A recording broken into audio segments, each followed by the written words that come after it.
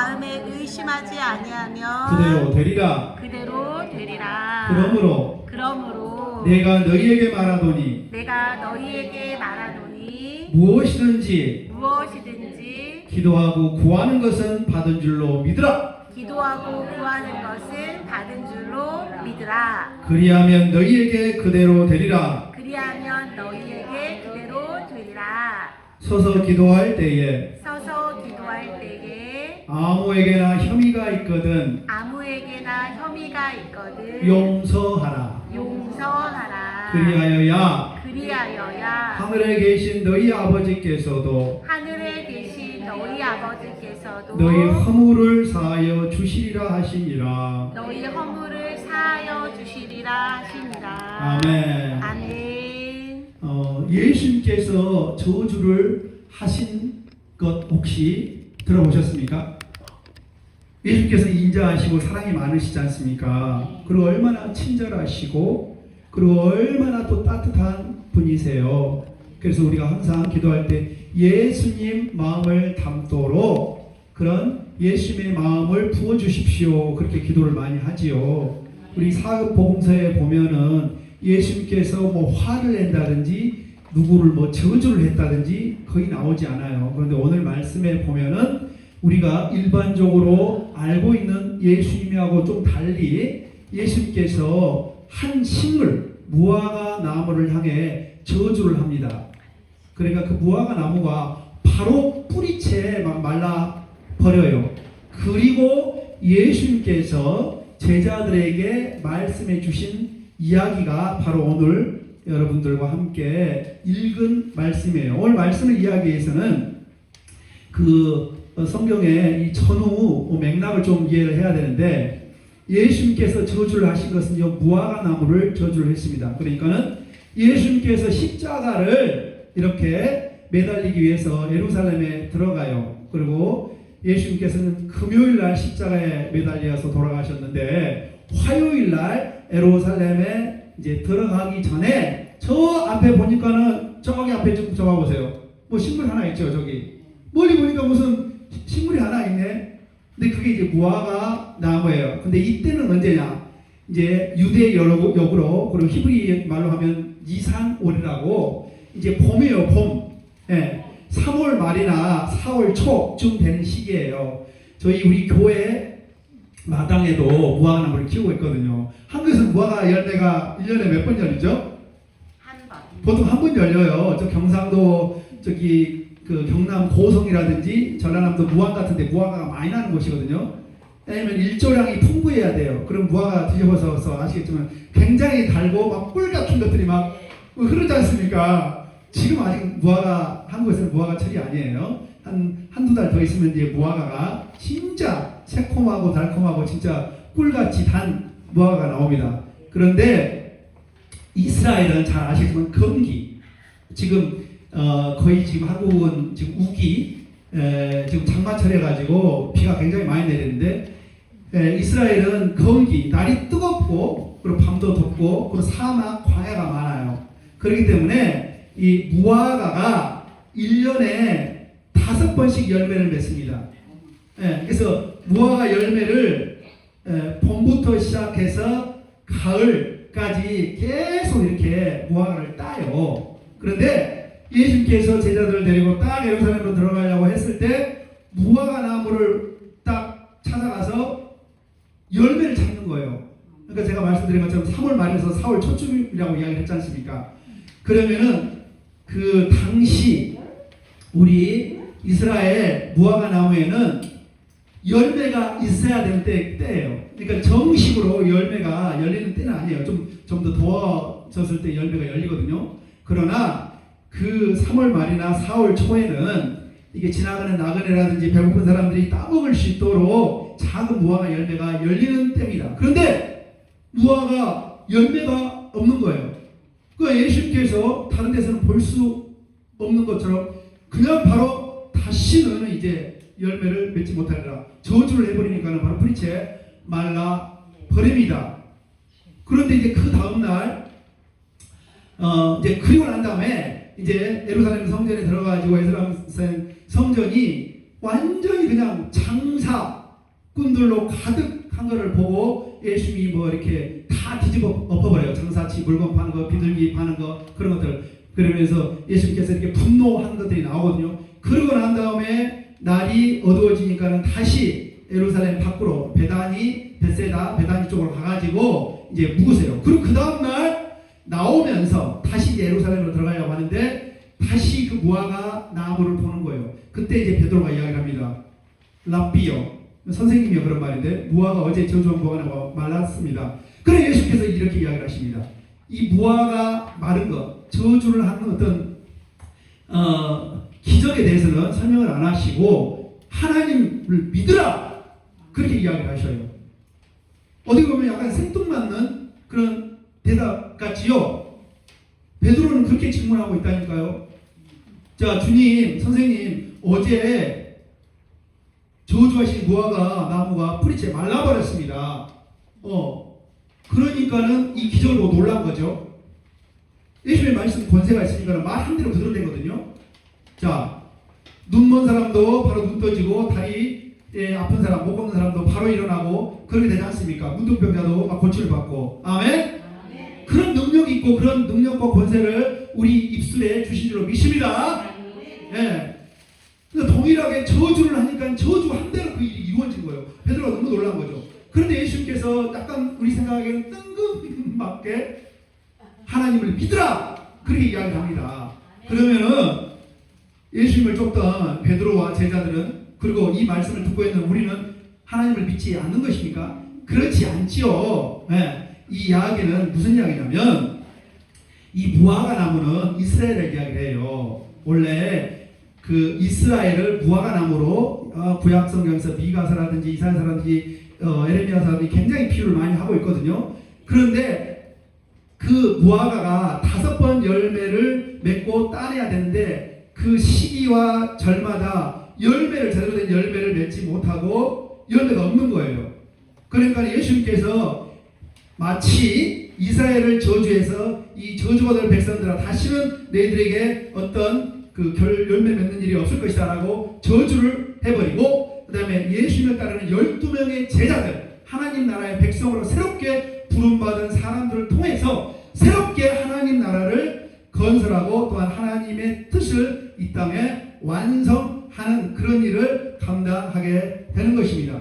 그러니까 그 하나님을 믿으라는 뜻은 이제 두 가지 의미가 있는 것이죠. 첫 번째는 하나님, 성전에서 그렇게 거룩하게 형식적으로 제사 지내고 한다고 하지만은 이미 장사꾼의 소굴이 된, 도둑의 소굴이 된 그런 사람들처럼, 제사장이나 바리새인들이나 사두개인처럼 그렇게 하지 말고 진정으로 마음속 깊은 곳에서 하나님을 믿고 경배하라. 너희는, 새로운 하나님의 백성들은 그것을 이야기를 하는 것이에요. 사랑하는 여러분, 이 자리에 예배 드리러 나오셨습니다.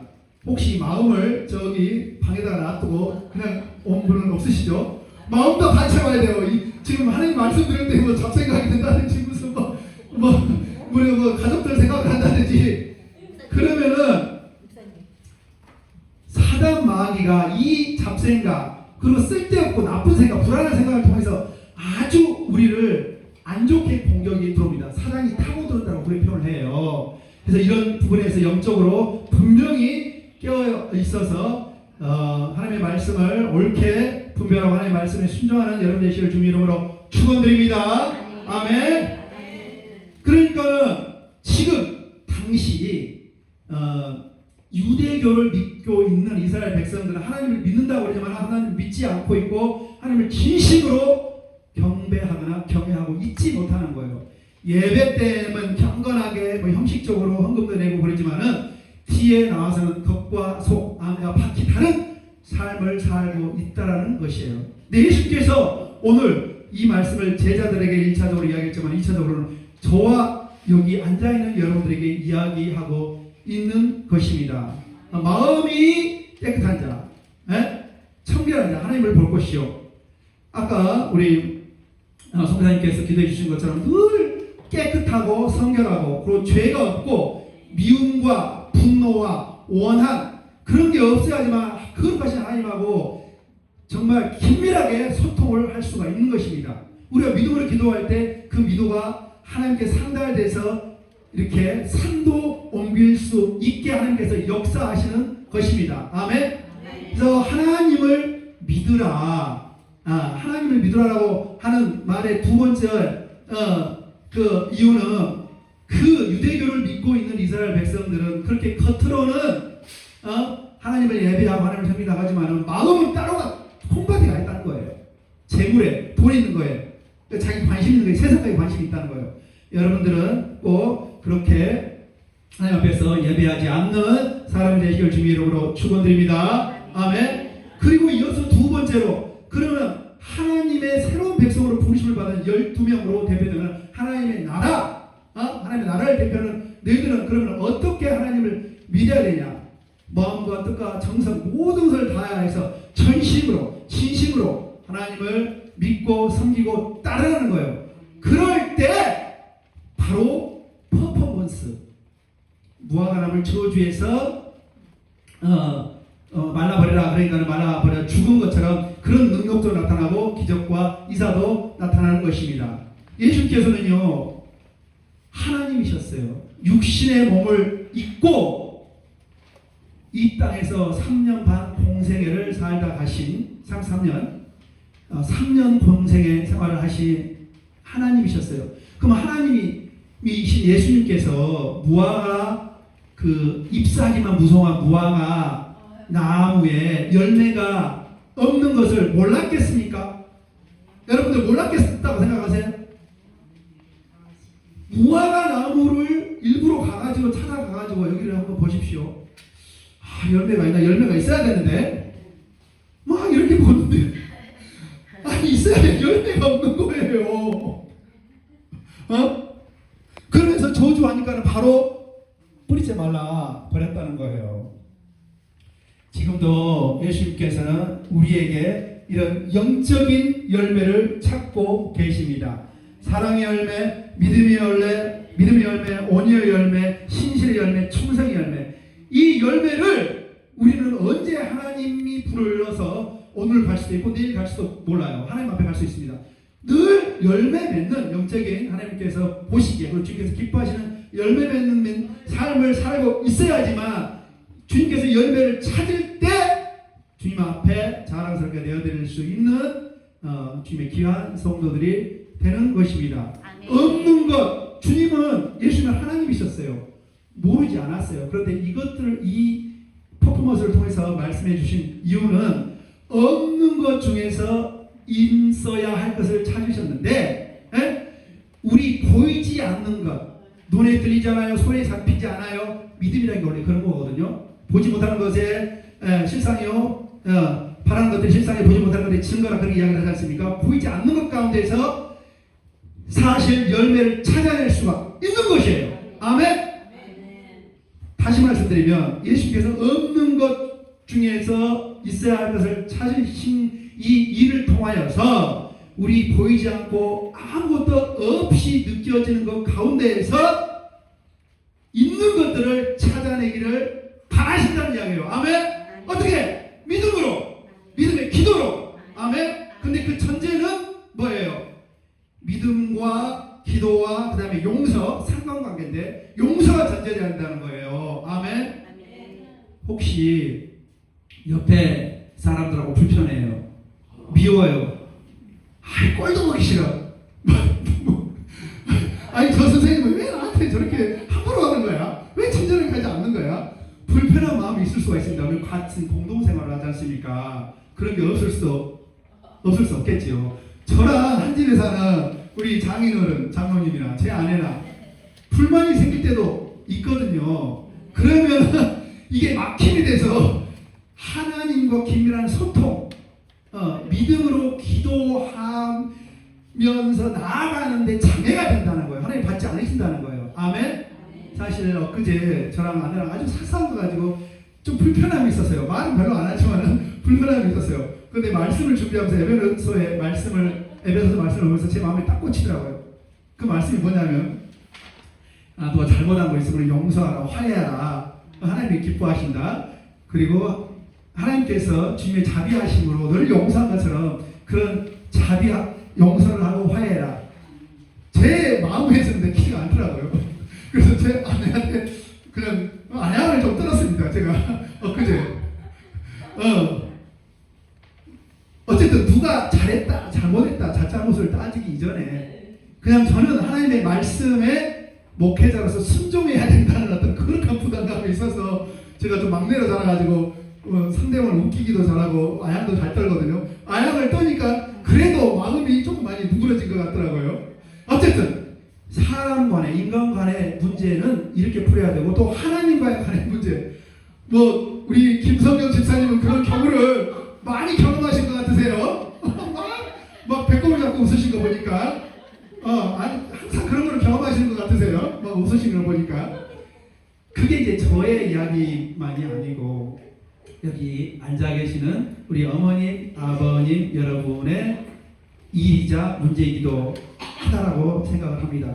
그렇기 때문에 우리 안에 막히거나 어둠이나 그 다음에 어떤 불편함이나 그러면은 하나님과의 긴밀한 소통을 하기가 쉽지 않습니다. 하나님이 영이시기 때문에 굉장히 민감하세요. 네, 성령님이 민감하시단 말입니다. 어떤 분이 이야기하기를 성령님께서는 트리플 A 아세요? AAA. 네, 트리플 A 성격이랍니다. 그래서 굉장히 민감해서 내 말 한마디 그리고 행동, 작은 행동 하나 그리고 내 마음의 어떤 생각 하나까지도 감지를 하셔서 나와의 관계가 서운해질 때가 있습니다. 그거를 또 제가 아마 설교를 준비하기 위해서 하나님께서 그런 것을 경험하게 하신 게 아닌가 싶습니다. 며칠 전에 어떤 친한 목사님이랑 이야기를 하다가 좀 쌀쌀맞게 이야기를 하시더라고요. 이 목사님이. 그래서 마음이 좀 불편했어요. 그러면서 말씀을 준비하면서 내가 하나님과의 소통하는 것, 내가 믿음을 가지고 기도하고 간구하지 않습니까? 이런 부분에 있어서 내가 사람들과의 불편한 것들이 있으면 하나님도 나를 이렇게 서운하게 생각하겠구나. 내가 적극적으로 먼저 다가서거나 회개하지 않거나 용서를 구하지 않으면 이것들이 조금 이런 시간들이 길어지겠구나. 우리 부부관계도 마찬가지고 옆에 같이 사는 분들도 마찬가지예요. 우리 그 한 또 침실에 또 이렇게 짝꿍 이렇게 같이 살고 있지 않습니까? 그러면 옆에 사람이 좀 불편하게 할 수도 있고 힘들게 할 수도 있고 그렇거든요. 그런 말은 안 하지만은 불편한 감정 그런 것들을 감지하지 않습니까? 느끼지 않습니까?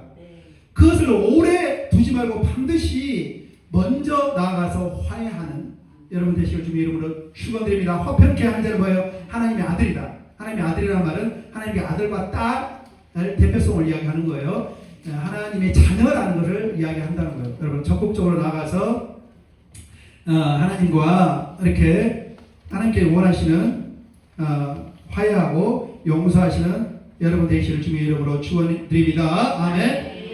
그리고 이 3절에서 뭐라고 하냐면 이 산더러 들려 바다에 던져지려 하여도 던져진다라고 이야기해요. 여기서 중요한 것은 산을 움직이는 믿음, 내 개인 내 믿음이 아니라 이것도 중요하지요. 이것이 없어서는 안 됩니다.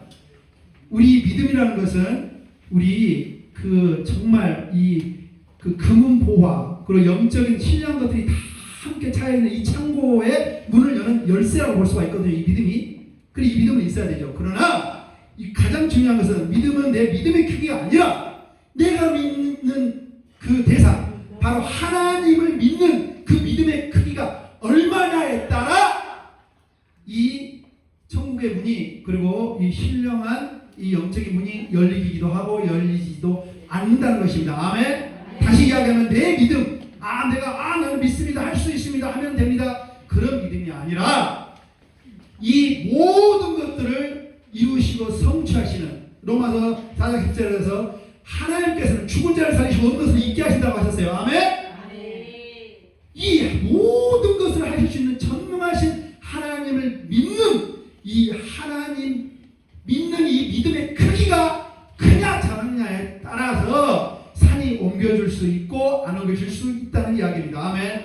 그래서 내가 믿음이 나는 최고야 나는 믿음의 은사가 있어 그런 걸로서 평가하지 않으시기를 주님의 이름으로 축원드립니다. 이런 참된 믿음은 기적으로만 나타나는 것이 아니고 기도로 나타나고 또 어떻게 완성이 되죠? 용서로 나타난다는 거예요. 용서. 제가 아까 말씀드렸잖아요. 우리 사모님이랑 굉장히 불편했다고. 사모님 다 이렇게 좀 해서 되셨습니까? 죄송합니다. 용서하여 주시옵소서. 제가 실수를 많이 하기 때문에 뭐 목회자라고 완벽하지 않거든요. 근데 제가 좀 아양을 떨면은 그냥 픽 웃어버리고 그냥 지나가고 패스 하더라고요. 근데 그것이 이틀, 3일 지나가면은 일단 약간 좀 서로 힘들어요. 네. 마찬가지로 하나님의 관계 가운데서도 막힘이 없어야 돼요. 미움, 원한, 질투, 시기, 그다음에 걱정, 근심, 염려. 하나님께서 뭐라고 그래요? 너 걱정해라, 근심해라, 염려해라. 그렇게 이야기하십니까? 믿기만 하라. 아니요. 믿기만 하라. 하나님께서 자, 예수님께서 백부장의 로마 백부장의 믿음을 보고 칭찬하셨는데 자기 신하가 아파서 곧 죽게 됐다고 그러는 거예요. 그런데 그 아픈 사람을 데려오지 않고 고쳐달라고 그래요. 그래서 어떻게 이야기하냐면은 예수께서 말씀만 하시면은 내 신하가 낫게 된다. 그러니까 아주 먼 곳에 떨어진 거예요. 이건 뭐예요? 제가 방금 말씀드린 것처럼 이 로마 백부장의 이 믿음이라는 것은 내가 믿습니다. 예수님 할 수 있습니다. 그런 믿음이 아니고 예수께서 반드시 어떤 것도 할 수 있습니다. 예수님께서는 우리 육신의 몸을 입고 오신 하나님이라고 그랬어요. 없는 것을 있게 하시고 죽은 것도 살리시는 예수님이세요. 아멘? 야로의 해당당 딸도 말씀 한마디로 살리셨지 않습니까? 이 예수를 믿는 그 크기, 그것에 비례해서 능력이 나타나기도 하고 기적이 나타나기도 하고 나타나지도 않는다는 것입니다. 아멘? 로마 백부장의 그 신하가 어떻게 됐어요? 예수님께서 칭찬하시면서 이스라엘 사람들 가운데서 이만한 믿음을 본 적이 없도다. 그러면서 돌아가라 그래요. 돌아가다가 다른 신하를 만나는데 이미 나음을 받았답니다. 여러분들 이런 믿음을 소유하시는 여러분들 시간 주님 이름으로 축원드립니다. 여기 앞에 보면 팔달산 있죠. 팔달산. 네. 팔달산. 이 산을 저기 동해 바다나 서해 바다로 옮겨 버릴 수 있겠습니까? 할 수 있습니다. 아멘. 나의 믿음이 아니고 여러분의 믿음이 아니고 하나님이 할 수 있어요. 하나님이 할 수 있다는 그 믿음을 갖는 거예요. 이 믿음의 크기에 따라 일이 되기도 하고 기적을 보기도 하고 안 볼 수 없기도 한다는 것입니다. 아멘. 오늘날 우리도 고무나무거든요. 근데 고무나무는 원래 열매가 없습니다. 원래 저렇게 푸른 그냥 푸른 1년 사이에서 알처럼 그냥 관상식물입니다. 열매를 구하는 사람은 없어요. 그런데 무화과나무가 저희 고무나무처럼 잎사귀만 푸르러요. 열매가 없어요. 무화과 심는 목적은 뭐예요? 열매 따는 거 아니에요. 감나무 심는 목적은 뭐예요? 저희 교회에 50년 넘은 아주 큰 단감나무가 있거든요. 10월달 되면은 진짜 씨없는 단감이 굉장히 많이 열려요. 자, 감나무 심는 목적, 유실수 심는 목적, 열매를 맺기 위한 거예요. 여러분들, 하나님께서 여러분들을 이곳에 보낸 이유는 영적인 열매를 맺기 위함을 믿습니다. 아멘. 삶 속에서 주님께서 언제든지 찾으실 수 있는 그 열매를 맺어야 된다는 거예요. 네. 저는 특별히 간구하기는 예수님의 그 사랑의 마음을 주시라. 예수님의 심장을 제 심장을 예수님의 심장으로 장착해 주라. 저는 그런 기도를 많이 하거든요. 존 칼빈이 그렇게 기도했거든요. 제 심장을 가져가고 예수님의 심장으로 그냥 사랑. 저는 사랑의 그 영적인 열매를 맺고 싶어요. 모든 것들을 아우르고 모든 것들을 포용하는 것들. 다른 은사도 많지만 안수에서 하고 안수에서 병 낫게 하는 은사, 통역하는 은사, 그리고 투시의 은사 여러 가지 많이 있지만 여러분들도 하나님의 하나님께서 약속하신 사도 바울이 고린도전서 이야기하신 가장 큰 은사, 더 큰 은사를 사모하시기를 주님의 이름으로 축원드립니다. 아멘. 그래서 잎사귀처럼 무성한 신앙이 될 수가 있는데 이거를 우리가 항상 경계를 해야 돼요. 교회는 다니지만 몸만 왔다 갔다 썬데이 크리스찬이라고 표현을 하거든요. 그런 사람이 될 수도 있습니다. 그리고 봉사를 하고 헌금을 내지만은 그리고 신앙은 모양을 있지만은 하나님을 전적으로 신뢰하자고 범사에 내 길을 하나님께 맡기라. 그러면 하나님께서 내 길을 지도하시라고 그러셨어요. 아픈 것도 그렇고 자녀의 문제도 그렇고 사람 간의 불편한 것도 그렇고 계속 기도를 하세요.